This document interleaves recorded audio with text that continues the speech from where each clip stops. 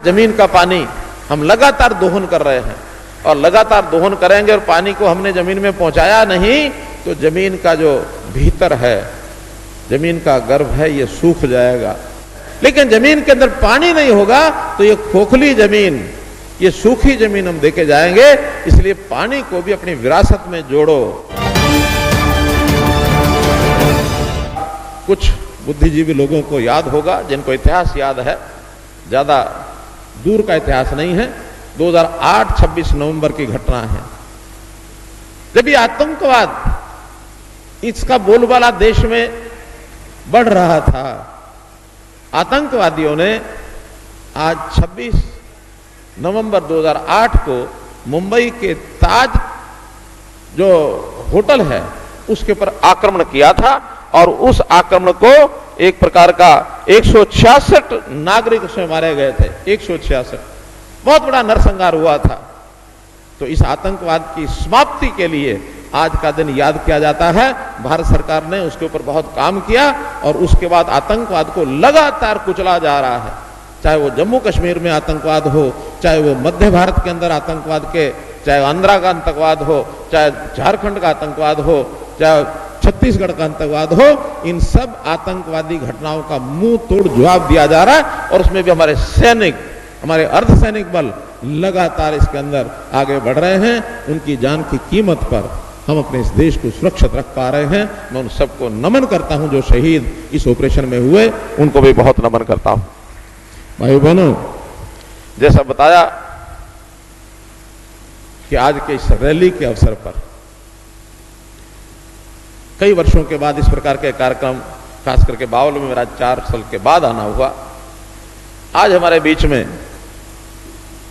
हमारे वरिष्ठ नेता, केंद्र के हमारे राज्य मंत्री, योजना राज्य मंत्री श्री राव इंद्रजीत सिंह जी, भारतीय जनता पार्टी के हमारे प्रदेश अध्यक्ष श्री ओम प्रकाश जी धनखड़, हमारे पूर्व मंत्री शिक्षा मंत्री श्री रामविलास शर्मा जी, वर्तमान के हमारे सहकारिता मंत्री और इस क्षेत्र से विधायक डॉक्टर बनवारी लाल जी, पार्टी के जिलाध्यक्ष श्री हुक्मचंद यादव जी, विधायक हमारे कोसली के श्री लक्ष्मण यादव जी, मंत्री हमारे श्री ओपी यादव जी, श्री सुनील मूसेपुर जी, विक्रम यादव जी, मंचासीन सभी हमारे वरिष्ठ जन, सामने बैठे हुए सभी सज्जन वृंद, बुजुर्गों, नौजवान साथियों, माताओं बहनों, पत्रकार छायाकार मित्रों, कलाकार बंधुओं, आज की इस रैली में विकास नाम से जो ये शब्द प्रयोग किया है, विकास रैली, वास्तव में वो एक सार्थक नाम दिया गया है।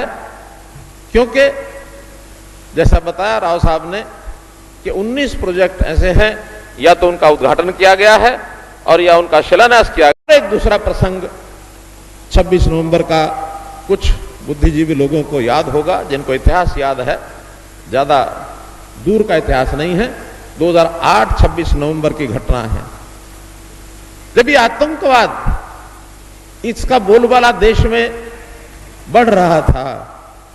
आतंकवादियों ने आज 26 नवंबर 2008 को मुंबई के ताज जो होटल है उसके ऊपर आक्रमण किया था और उस आक्रमण को एक प्रकार का 166 नागरिक उसमें मारे गए थे। 166 बहुत बड़ा नरसंहार हुआ था। तो इस आतंकवाद की समाप्ति के लिए आज का दिन याद किया जाता है। भारत सरकार ने उसके ऊपर बहुत काम किया और उसके बाद आतंकवाद को लगातार कुचला जा रहा है।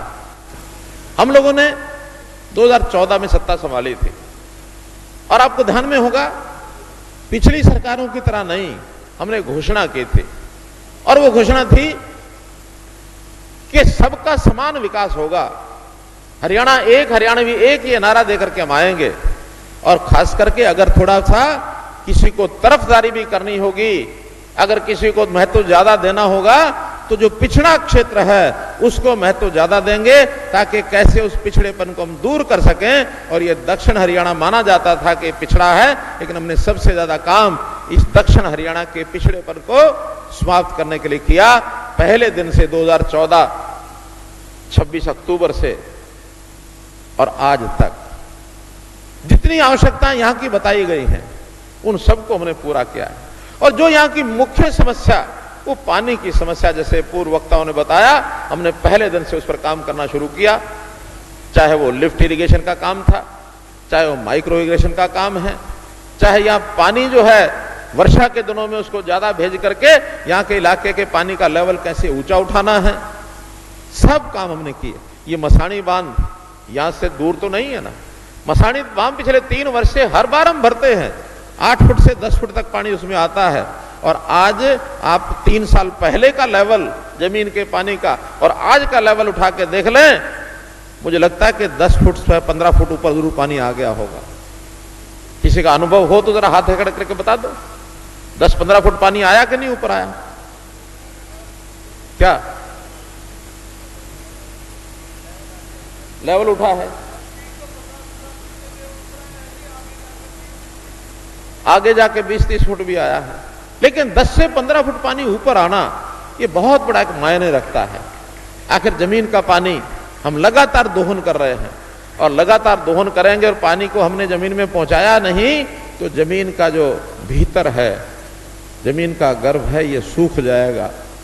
और सूख गया तो आगे आने वाली पीढ़ियों को जमीन तो हम दे जाएंगे, क्योंकि उसका कुछ जाएगा नहीं, जमीन जहां है वहीं है। लेकिन जमीन के अंदर पानी नहीं होगा तो ये खोखली जमीन, ये सूखी जमीन हम देके जाएंगे। इसलिए पानी को भी अपनी विरासत में जोड़ो। और हमने तो उत्तर हरियाणा, मध्य हरियाणा, जहां धान ज्यादा होता है, उन लोगों को निवेदन किया है कि आप लोग